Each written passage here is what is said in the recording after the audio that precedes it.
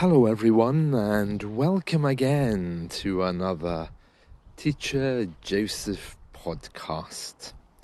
Today I'm outside and I'm walking around my neighbourhood and I want to describe it for you. So first of all, I want to say that to describe a neighbourhood, I could just start talking about what's there, like birds, houses, trash cans. But as I've told you so many times before, when you do that, you're not really capturing the mood. And the mood is really important if you're describing things, let's say for exams. So you really need to be going deeper.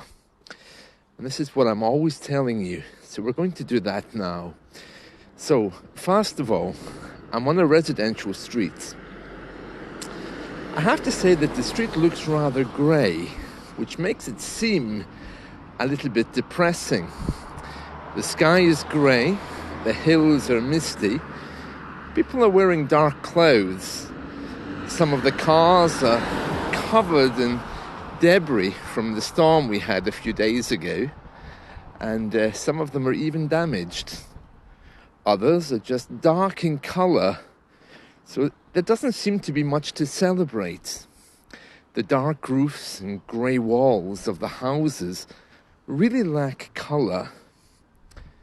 In contrast to that, though, on my right-hand side as I'm walking by, I'm reminded of children, because the very bright climbing frame which children use to play on is in stark contrast to the rather dark atmosphere on my left-hand side. I can see a barber shop, which is reminding me of the diversity of the community. This new barber shop, which has been here now for, I think, a few months, has recently been bought over by an Arab family. I was in there last week, and despite the pain they caused me by sticking things in my ears to remove ear hair, they were very chatty and they were really full of joy in meeting me. And they're always like that, which again is in stark contrast to the usual greeting we get in shops around here. As I walk on, things don't seem quite so dark, because I can see the row of shops, which is always here. It's a testament to the stability of the area I live in, at least. These shops haven't changed in years. A pharmacy, a grocer, a butcher, and a newsagent. The butcher in particular is really unusual now. It's hard to find someone selling fresh meat, because we usually simply go to the supermarket.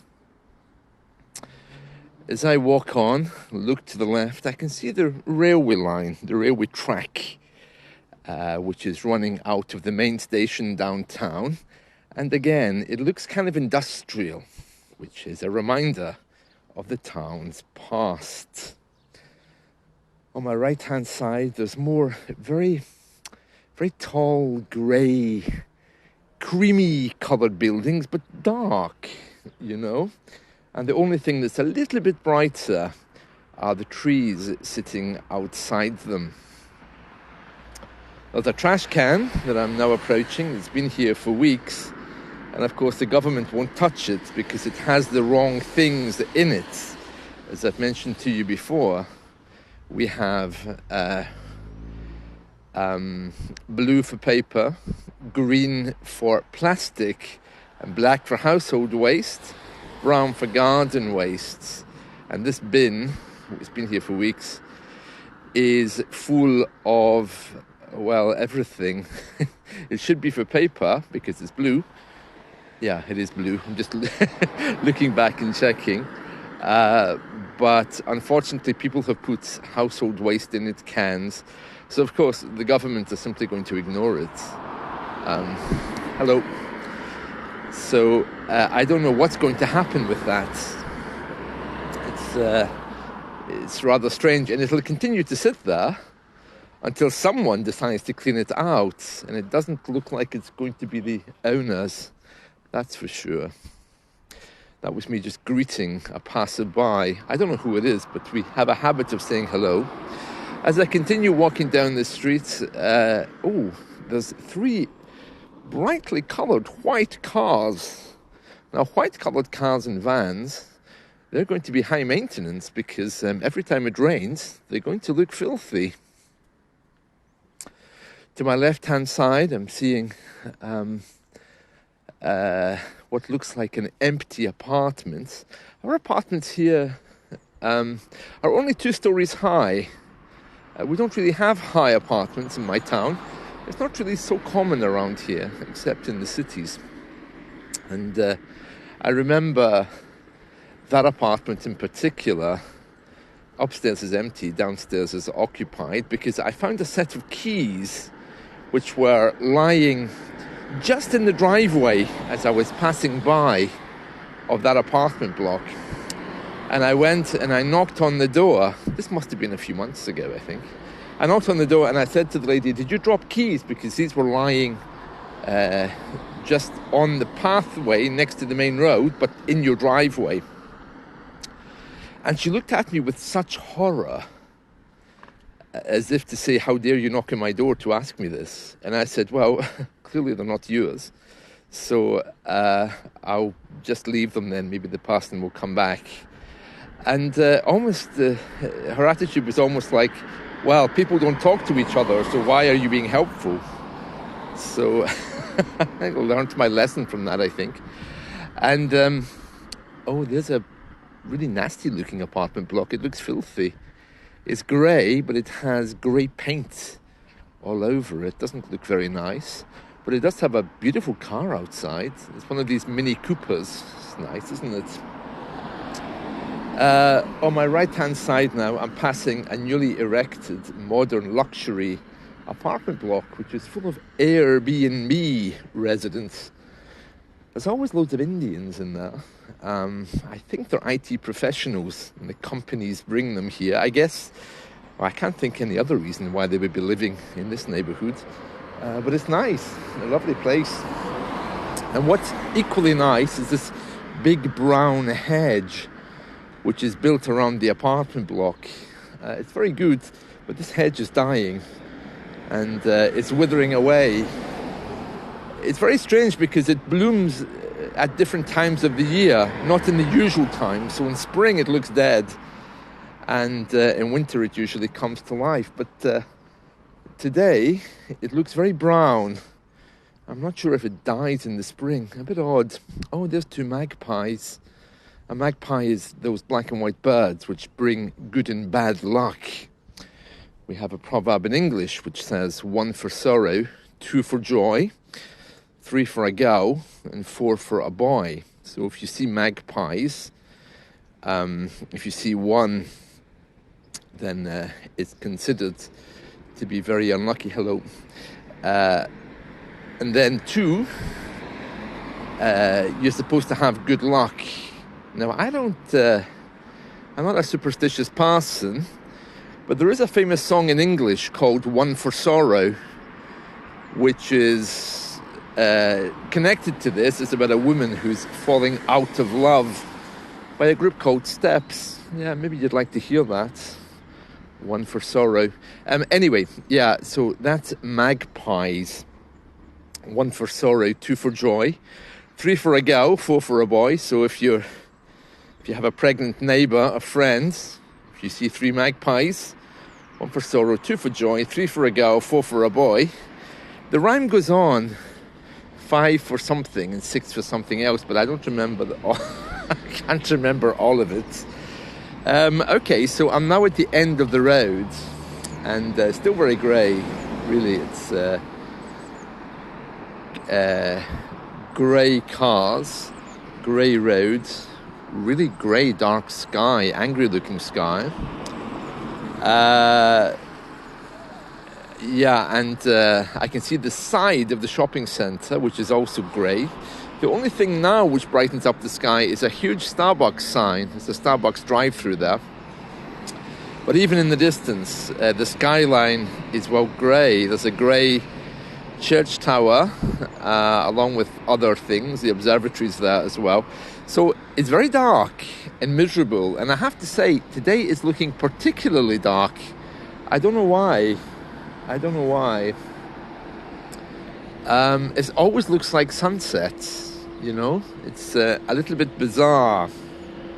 And I was talking to an Arab guy the other day, and he was explaining to me that with Islamic prayer times, it gets very difficult because, you know, you're supposed to, I think, pray at dawn, pray at midday, pray in the afternoon, then sunset, and then the evening. And he was telling me that it's so dark here all of the days that he's wondering whether maybe he should be doing something differently at different times, because it's just bizarre. It just always seems to be sunset. But that's just typical of the northern part of the UK in the winter. The summer's very different because the summers are very, very long. So we just have to put up with this.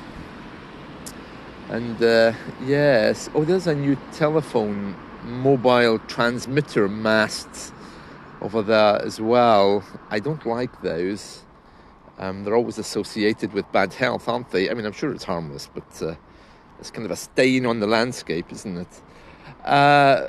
Yes, I'm at the end of the road. I'm at the traffic crossing. And again, these cars are all very dark coloured. Where's the colour? Somebody please give me colour. Apart from that children's climbing frame, there wasn't very much there. So a very grey day. Yes. Okay, so that's just about it from me for today. There's graffiti. That's quite bright. Someone's painted on the side of a building there. Graffiti. It's not like Latin graffiti, though, which is always very beautiful. They've just painted a large pair of eyes, which are staring as everyone walks past.